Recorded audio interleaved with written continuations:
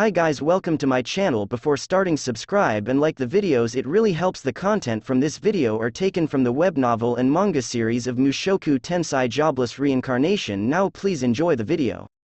Part 2. The strategy proceeded to the second stage. Rudy and I entered the Forest of Hail. The Forest of Hail is a place 3 days or so north of the magic city Sharia. The end of the forest, just like that, touches the national border of Basharanto. In comparison to I, who was just wearing normal traveling clothes, Rudy was in full equipment.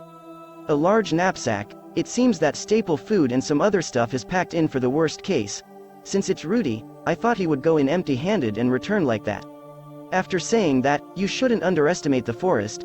There are monsters that can avoid my rock bullet after seeing it, is how he responded. After saying there's no way that's the case and hearing the details, it seems in the forests on Magic Continent monsters like that are all over the place. I thought it was a joke, but Rudy's eyes were serious. In the Forest of Hail, among the monsters that appear, at most they're B-rank monsters. If it's that much, then even I could deal with them. Is what I was thinking, but, sorry, it seems like I left all the preparations to you. No, if I think about it like an escort job, it's only natural. If he's treating as if it sounds like that, then I wonder if he's going to take a job fee. A job fee or that sort of thing. Would it be better if I paid something like that? No way. This is something I'm doing out of good intention, so please don't mind it. Rudy awfully emphasized the part where he said, good intention. It's not like I can't pay Rudeus-kun something like a job fee, you know.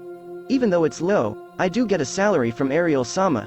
Since I have nothing to use it on, it's saved up. I should have enough to employ Rudy myself.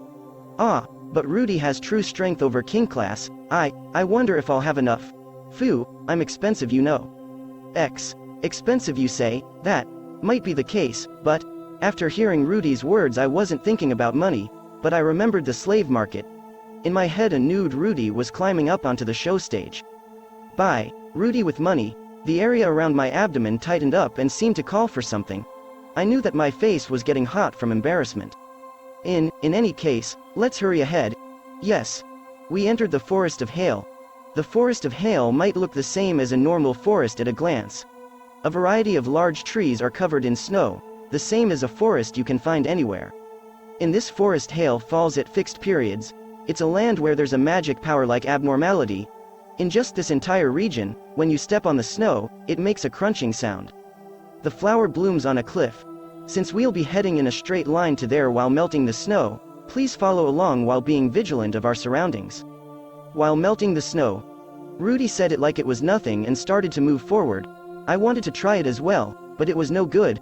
If it's just in my surroundings, then it's probably an application of fire magic, but to reach the level of creating a path continuously is difficult. It's not like I can't do it, but it uses too much magic power.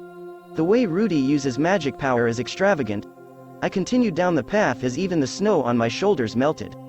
I thought that monsters might find us from the steam rising when it melts, but Rudy was dispersing the steam as well. After I asked how he was doing it, he said if you adjust the temperature right, then you can just melt the snow without releasing any steam. I wonder how much you would need to practice in order to figure that out. Rather than that, it's time to start the plan. So I took a single deep breath and pointed at the staff Rudy had in his hand. That staff, the other day I held onto it, but it's amazing. I've only ever seen magic stones with a color attached in the royal palace. During my 10th birthday, I received it from the Oju-sama I was working as a home teacher for. After saying that, Rudy made a bit of a lonely face. Come to think of it, I haven't heard him talk very much about the Oju-sama that he taught. It doesn't feel like Rudy has talked about it very much. According to the information, I think she was an extremely violent person. I wonder if he has some kind of bad memories. That staff, is it fine for me to hold it for a bit? Since I only have a staff aimed at beginners, I've always longed for something like that. Is that so?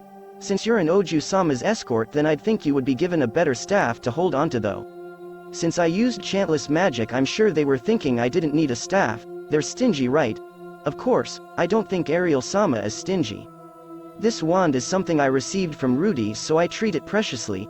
Since it's the same as a wand you can find anywhere, Rudy doesn't seem to have realized it. By all means, grasp it and try it out. How is it, the thickness?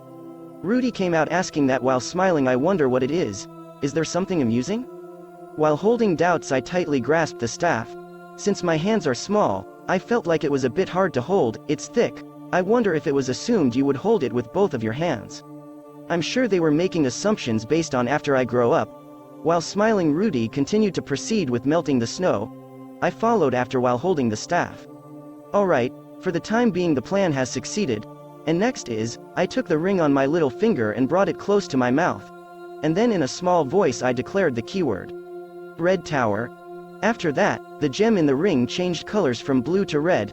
This ring is one of the magic tools Ariel-sama always wears. If you say the keyword, then the color changes. Simultaneously, another ring a long distance away will have its color change as well. It's a magic tool that only does that, though the effect won't work if it's too far away. This time, the other ring is being held by some people we've left on standby outside of the forest in advance. I wonder if it's alright. I waited a bit while glancing towards at the sky. Contrary to my uneasiness, suddenly the sky started to become cloudy. Alright, it went well. Rudy quickly realized it. After looking up at the sky, he whispered it. Rain clouds, huh? How unusual. In the winter of the northern lands it almost never rains. Because of that reason, the equipment used against the cold in this area are weak to rain. The furs of the snow hedgehog that we're wearing as protection against the cold don't actually melt the snow, but work to remove it. Therefore, equipment for protection against the cold are extraordinarily useful, but the fact that they soak water easily is a fault. After water soaks into it, just from the blowing of the cold winter wind, it will become frozen solid. Fitz-senpai, it seems like it will rain. In the case where rain falls in the middle of winter, you create a roof in that place and endure it, or else taking shelter in a cave is desirable. Rather than making a refuge with magic, I've heard that finding a cave is comparatively safe. Even though earth magic is a specialty of Rudy, I'm sure he would think of it as a pain to continue casting magic until the rain stops. That's why I'll make the suggestion. That's right, according to the map ahead of here is, since there's a cave we should take shelter from the rain. And just as I was about to say that, Rudy shook his head. No, since I can quickly disperse them. After saying that he raised his hand. This is bad. In this instant I realized the blunder. Rudy is a water saint class magician. Manipulating the weather is his forte. I heard that Ariel-sama hired 2 advanced water technique users, but if Rudy is the one doing it, the clouds will scatter in no time at all. What to do, what to do? If it doesn't rain here then the plan is all for nothing. I started to pack magic power into the staff in my 2 hands. I could feel amazing power. Why, with this I might be able to do it. Rudy tilted his head while raising his hand. Most likely, since the clouds weren't scattering like he planned, he might think it's strange. Naturally, right now I'm interfering with that after all. The reason why Rudy didn't get serious is probably thanks to the staff. My ability to control weather should rival Rudy. Since that's the case, I have the advantage thanks to the part of the advanced class magicians outside of the forest. I continued to pack magic power into the staff with feeling as if I were praying. The rain clouds gathering in the sky continued to grow. Just as I was taught by Rudy. Gathering the moisture, making the cloud, then cooling that down, and drop it. Rudy's eyebrows dropped. In the next instant, cold rain started to fall. I'm very sorry Fitz-senpai, it seems today my condition is a bit bad. Rudy said it with a face as if he received a bit of a shock. It's fine. It's because I didn't give back your staff, probably. Even without my staff, normally I would have been able to disperse rain clouds like that. Recently, maybe because I haven't used it very often, I've dulled, or else. Rudy looked at the palms of my hands while grumbling something. It seems he realized that rain cloud was something intentionally made. However, I'm sure he didn't think to expect he would be obstructed from dispersing it.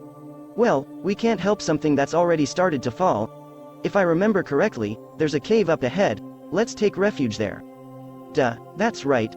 After largely nodding to Rudy's words, we resumed moving. The snow hedgehog furs were soaking in the moisture and in no time at all stealing our body heat. Just as planned. It's there, isn't it? Just like this, we arrived at the cave while dripping wet. In terms of depth it was only about 10 meters, a small cave. The land of purpose. That's it guys, thank you for watching, subscribe if you want more and don't forget to like the videos.